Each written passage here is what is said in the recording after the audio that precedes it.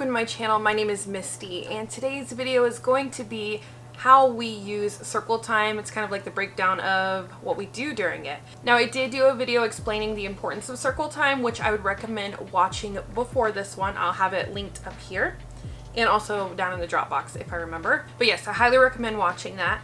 And I don't like to keep intros long, so let's go ahead and get the intro out of the way. Make sure that before you go, you hit the subscribe button so that you can stay up to date with all the other homeschooling content going on this channel, and the like button lets me know that this is a type of video that you enjoy. That way I know what to make for you in the future. But let's go ahead and just get into the breakdown of how we do circle time. Alright, I will reiterate this one more time. I do recommend first going up here and clicking the video on the importance of circle time in a homeschool setting. But let's go ahead and get into what our circle time looks like. So it is the very first part of our homeschooling.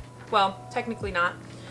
We get ready for the day, eat breakfast, do a devotional upstairs. Then we come down to the classroom and we start our homeschool day. Homeschooling always starts with circle time for us. So the first thing I do is I play our good morning song, where they know that that's kind of the intro to start homeschool. I can try to leave the song information that we use down below if you would like to check all of the songs out. We usually, for the most part, use songs from one specific child's album, which I will share down below. We just put it on our iTunes account and we use it in that way. So we do a good morning song, and after the song ends, they have gotten some of their jitters out and they know we're getting ready to start.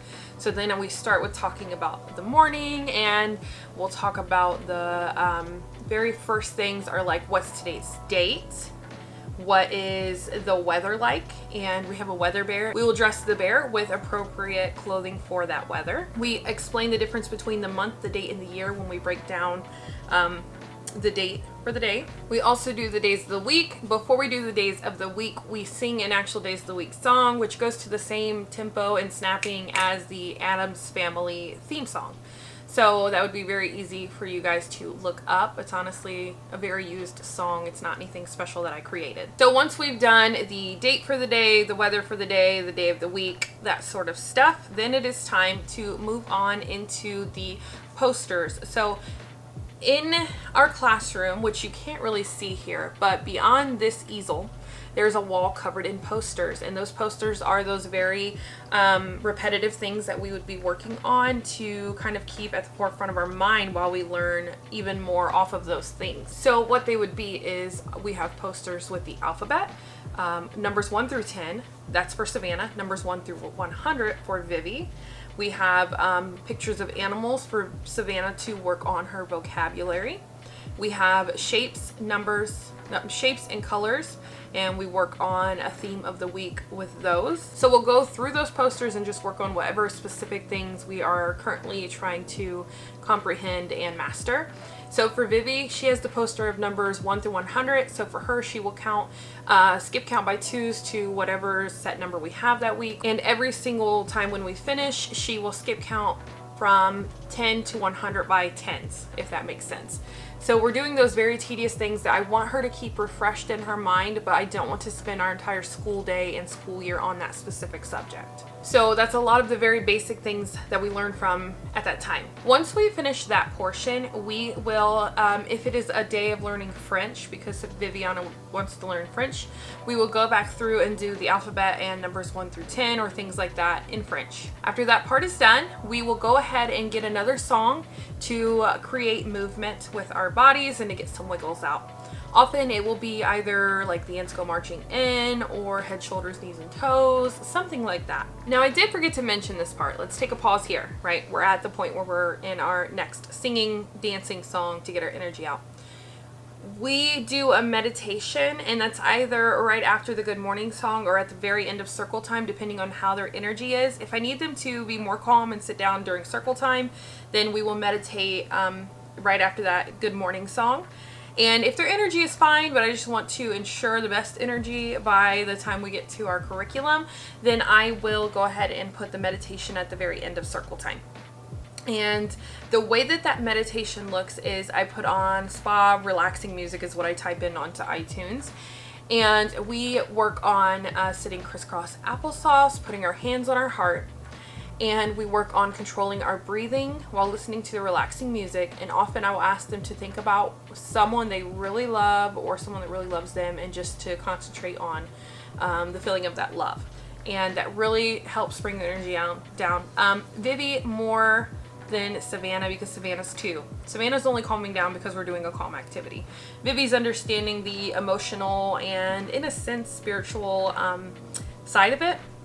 So she's able to calm more effectively than Savannah, my wild 2-year-old. But alright, so we got that out of the way. So we've either already meditated or not, but we're back to that song. We're either doing the ants go marching or something like that. Once that's done, we sit down and we will do books. So we will do various books, some of them not related to anything we're learning, and other ones related to a theme we're learning. So if you've been around for any length of this homeschooling channel so far, you probably know we're doing bird curriculum right now. North American birds is a subject we're studying.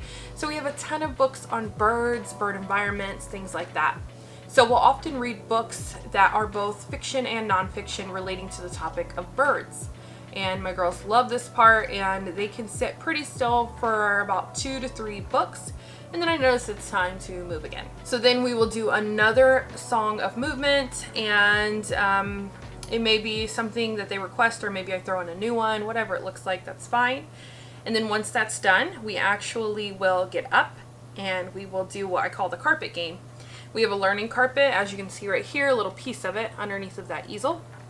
And the carpet has the alphabet, has things that start with each letter on that alphabet rug, has colors, shapes, just various things like that. And so we will play a game of where they have to hop on the thing I call out. So I'll tell them to find the circle, they'll find the circle and stand on it. I tell them to find something green, they'll find something green and stand on it. Find the letter A, find the picture of the tree, you know, so they'll just do various things and hop around. It's still a learning activity.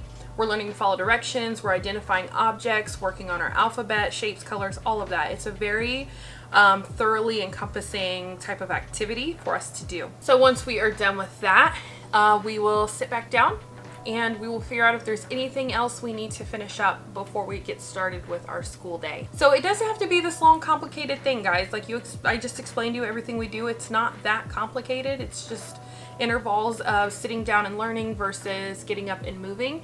And it's important to make sure that they're moving so that they're getting those wiggles out and they're expelling that energy. That way when you get to the actual curriculum after circle time, their energy is in a better place for learning instead of feeling so antsy that they can't focus. So keep that in mind with circle time. You need to make sure that you're putting in allowed times for a lot of expelling energy and movement. So don't overcomplicate it, keep it simple, and yeah, that's what we do. Like, really, that's it. And it's a very great way to keep things fresh, to keep them remembering things we've moved on from, and to keep it fun, to start off on a great foot. There are a lot of reasons to do circle time. And also, I think I will in the future plan to do a do circle time with us, where I record an actual full circle time session. And I'll try to edit it as little as possible. That is so that way it stays real and raw, and you see everything that goes on, from them having to learn to hone in the energy to me correcting them when the energy is too crazy. You know, those are all things that as a parent I think we face, and I don't want you to ever think that those things aren't happening over here either. But alright, that is everything. I just wanted to explain to you what we do for our circle time. But let me know down in the comments, do you do a circle time? Do you do morning basket? What do you do? Let me know all about it. And before you go, make sure you hit the subscribe button for more content just like this. And the like button lets me know that this is the type of content that you enjoy, so I know what to make for you in the future. And I'll see you guys in the next video. Have a wonderful day. Have fun homeschooling. Bye.